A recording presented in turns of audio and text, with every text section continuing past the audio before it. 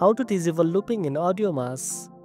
First of all, open AudioMass in your browser and load the audio file you are working on. You can either drag and drop your file directly into the interface or use the file menu to import it.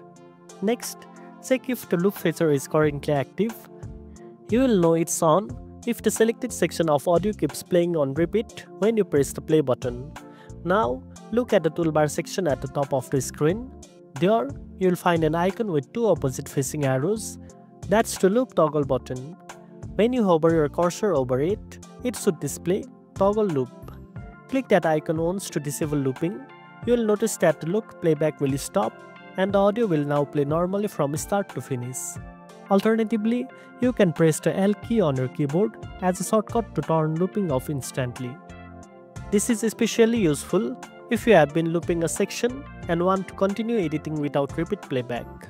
If a looped section was selected earlier, you can either deselect it or just ignore it. The loop function will remain off until you toggle it back on again. And that's it. Now you know how to disable looping in AudioMass. If you found this video helpful, don't forget to like, share and subscribe for more tech tips. Thanks for watching and I'll see you in the next one.